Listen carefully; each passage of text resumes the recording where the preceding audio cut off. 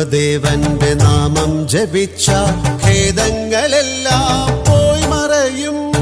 ഉള്ളു തുറന്നു വിളിച്ചാലെന്നും മുന്നിലണഞ്ഞു കൃപ ചൊരിയും. മുന്നിലണഞ്ഞു കൃപ ചൊരിയും. മുത്തപ്പദേവന്റെ നാമം ജപിച്ച ഖേദങ്ങളെല്ലാം